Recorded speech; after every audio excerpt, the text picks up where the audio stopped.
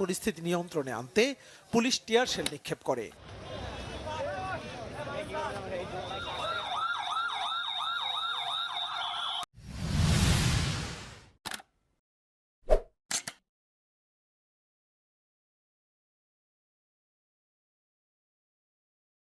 বিরোধী বিক্ষোভ ব্রাহ্মণবাড়িয়া কেনই তো জ্বলে উঠল। শনিবার ব্রাহ্মণবাড়িয়া রেল স্টেশনে আগুন ধরিয়ে দেওয়া হয়। বাংলাদেশে গত 3 দিনের সহিংস বিক্ষোভ সবচেয়ে বেশি হতাহতের ঘটনা ঘটেছে ব্রাহ্মণবাড়িয়া জেলায়। যদিও ভারতের প্রধানমন্ত্রী নরেন্দ্র মোদী সফরকে কেন্দ্র করেই ঢাকার বাইতুল মোকাররম এলাকায় সংঘর্ষের শুরু, কিন্তু ব্রাহ্মণবাড়িয়াতে তা সবচেয়ে ব্যাপক সহিংসতার রূপ পেয়েছে। যে 12 জনের মৃত্যুর খবর নিশ্চিত করা গেছে তার মধ্যে 8 জনই এই জেলা। সেখানে রবিবার সারা শহরে বহু সরকারি দপ্তর, সাংস্কৃতিক প্রতিষ্ঠান, কার্যালয় পুড়িয়ে দেওয়া হয়েছে। কয়েকজন প্রত্যক্ষদর্শী বর্ণনা, ব্রাহ্মণবাড়িয়া শহরে বণিকপাড়ায় নিজেদের ঘরের ভেতরে আগুন পুড়ে মৃত্যুর আতঙ্ক দিশেহারা হয়েছিল একটা পরিবার। 2 সন্তানের জন্যই পরিবারের গৃহকর্মী তার ঘরের পরিবারে হামলা বর্ণনা দিয়েছিলেন। তিনি বলছিলেন, আমরা ভবনটির নিচতলায় থাকি, আমাদের এসে বলছে আপনারা বের হয়ে যান, আমরা আগুন দিয়েছি, কিন্তু দরজা খুলে বের হব সেই সাহস হচ্ছিল না আমাদের। দরজার সামনেই আগুন। ভবনের বাইরে বের হতে না পেরে 90 বছর বয়সী শাশুড়িকে তিনি ও তার স্বামী পাঁচকালো করে 5তলা ভবনের ছাদে উঠে যান। ধোঁয়ায় পুরো ভবন অন্ধকার হয়ে গেছিল।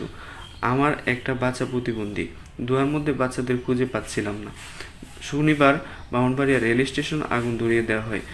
রবিবার ব্রাহ্মণবাড়িয়া শহরে যে ধরনের সহিংসতা দেখা গেছে তাকে যুদ্ধক্ষেত্রের সাথে তুলনা করেছেন স্থানীয় সাংবাদিক মাসুক হৃদয়। তিনি বলেছিলেন, হামলাকারীদের এমন একটা আতঙ্কের পরিবেশ তৈরি হয়েছিল যে ব্যবসা প্রতিষ্ঠান থেকে শুরু করে বসাবাড়ির লোকজন সবাই মারাত্মক আতঙ্কিত হয়ে পড়েছিল। যে ধরনের হামলা হয়েছে, অন্য অনেক জেলা শহরের মতো একটা মহাসড়কের কেন্দ্র করে গড়ে উঠেছে ব্রাহ্মণবাড়িয়া শহর। সড়কটির নাম টি-এ রুট। সড়কের যা কিছু গুরুত্বপূর্ণ তার সবকিছুই এই মহাসড়কের 2 ধারে অবস্থিত। স্থানীয় প্রশাসন, সাংবাদিক ও প্রত্যক্ষদর্শী বর্ণনা থেকে জানা গেছে, টি-এ রোডের 2 ধারে জেলা সদরের পৌরসভা, শিল্পকলা কেন্দ্রীয় গ্রন্থাগার, পুর মিলনায়তন, ভূমি অফিস, প্রেস ক্লাব ছাড়াও আরও বেশ কিছু সরকারি ভবনের একে একে আগুন ধরিয়ে দেওয়া হয়। বেলা 11টা থেকে চলতেই থাকে তাণ্ডব। একটি ট্রেনে হামলা করা হয়, যেটি এর আগের দিন পুড়িয়ে দেওয়া হয়েছিল রেল স্টেশনের দিকে। শুক্রবার জুমার নামাজে বিক্ষোভ করে হেফাজত ইসলামের সমর্থকরা। আর একজন প্রত্যক্ষদর্শী স্থানীয় আইনজীবী বর্ণনা করছিলেন, শহরের কালী মন্দিরের দিকে কি দেখেছেন। কালী মন্দিরের দিকে গিয়ে দেখি সেখানে লুটপাট চলছে। লুটপাট বলতে মন্দিরের মূর্তিগুলো ভাঙা হচ্ছে আর দান বাক্সগুলো খোলা হচ্ছে, এবং কোথাও কোনো স্থানে পুলিশ ছিল না। তারা থানাতে অবস্থান করছিল। 2টা জল কামান ছিল, সে 2টা পুড়িয়ে দেওয়া হয়, কিন্তু এগুলো রক্ষায় তাদের কোনো সেলফ ডিফেন্স ছিল না। এই সব কিছুর ভিডিও আছে সাংবাদিকের কাছে। যেভাবে শুরু রবিবারের সহিংসতা। জেলার 100 বছরের পুরনো জামিয়া ইউনুসিয়া মাদ্রাসায় শনিবার সন্ধ্যায় আওয়ামী লীগের মিছিল থেকে হামলা করা হয়েছে বলে হেফাজত ইসলামের পক্ষ থেকে অভিযোগ করা হয়েছে। স্থানীয় সাংবাদিকরা এরকম একটা হামলার কথা উল্লেখ করে বলেছেন, এতে সেখানে আরও বেশি ক্ষোভ ছড়িয়ে পড়ে।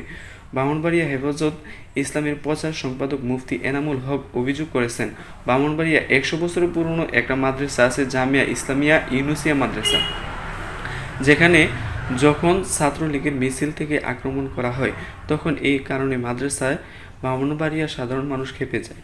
তবে এত ঢালা অগ্নিসংযোগ এই ভাঙচুরে দায় অস্বীকার করেছেন তিনি। ভারতের প্রধানমন্ত্রী নরেন্দ্র মোদী সফরে ভারতীয় বিরোধিতা করে শুক্রবার থেকে 3 দিন যাবৎ যে ক্ষোভ হচ্ছে, হেফাজত ইসলাম মূল কর্মসূচি ছিল মোদির আগমন নিয়ে, কিন্তু কিছু রাজনৈতিক দলের নেতৃবৃন্দ উশৃঙ্খলা সৃষ্টি করেছে। স্থানীয় এমপির দিকে ব্রাহ্মণবাড়িয়া মানুষজন আঙ্গুল তুলছে যে ওনার ইঙ্গিতে এসব হয়েছে। ভাঙচুরের জন্য হেফাজত ইসলাম জড়িত না। যারা আগের দিন মাদ্রাসায় আক্রমণ করেছে তারাই আমাদের নামে বদনাম ছড়ানোর জন্য এসব হামলা চালিয়ে যাচ্ছে, সংসদ সদস্যের যা বক্তব্য। শহরে ব্যাপক অগ্নিসংযোগ এবং ভাঙচুরের দায় যেমন নিচ্ছে না হেফাজত ইসলাম, তেমনি যে সংসদ সদস্যের বিরুদ্ধে সংগঠনটি অভিযোগ তুলছে তিনিও পাল্টা অভিযোগ করেছেন। ব্রাহ্মণবাড়িয়া 3 আসনের অধীনে রয়েছে সদর এলাকা। এই আসনের সংসদ সদস্য ওবায়দুল মুক্তাদির চৌধুরী নেতৃত্বে শনিবার সন্ধ্যার মিছিলটি বের হয়েছিল। তিনি বলেছেন সেই মিছিলটি মাদ্রাসার এলাকাতে কোনো মতে প্রবেশ করেনি। পুলিশের গুলিতে অন্তত 12 জনের মৃত্যু হয়েছে। তিনি বলেছেন তাদের এসব অভিযোগের আদৌ কোনো সভ্যতা নেই। মিছিল একটা হয়েছিল, আগের দিন বঙ্গবন্ধুর মুরাল ভেঙেছে, প্রশাসন ও পুলিশের কার্যালয়ে হামলা করেছে, রেল স্টেশন পুড়িয়েছে। এইসব কারণে আমরা একটা প্রতিবাদ মিছিল করেছিলাম, এই মাদ্রাসার এলাকায় প্রবেশ করেনি। আমি একেবারে চ্যালেঞ্জ করে বলছি তাদেরকে হেফাজত ইসলাম, আমি বলবো মিথ্যার আশ্রয় যেন তারা না নেন। তবে তিনি বলেছেন উচ্ছৃঙ্খল কোনো একটি গোষ্ঠী যাদের দুর্বিসন্ধি আছে তারা হয়তো বা মিছিলের পেছন থেকে ঢুকে থাকতে পারে, তবে সেটা আমার জানার কথা না, কারণ আমি শরীর খারাপ থাকায় শেষ হওয়ার আগে বের হয়ে যায়। ঠিক গতকাল বাংলাদেশের স্বরাষ্ট্রমন্ত্রী সাংবাদিকদের বলছেন হামলার ধরন দেখে মনে হয়েছে নিষিদ্ধ জঙ্গি সংগঠনের সদস্যরা এই পরিস্থিতির সাথে সম্পৃক্ত, যাতে ইন্ধন যোগাচ্ছে জামাত শিবির, এতে ধ্বংস। তাহলে কোনো তৃতীয় পক্ষ দালাল, তার জবাব মিলছে না কারো কাছে। সেই নিয়ে কথা বলার জন্য স্থানীয় প্রশাসনের পক্ষ থেকে কারো কোনো মন্তব্য পাওয়া যায়নি। ব্রাহ্মণবাড়িয়া বিক্ষোভ শুরুর পর থেকে বেশ হামলার শিকার হয়েছে জেলা পুলিশ। রবিবার ব্রাহ্মণবাড়িয়া জেলার সরাইলের হাইওয়ে পুলিশ কার্যালয়ে অগ্নিসংযোগ করা হয়।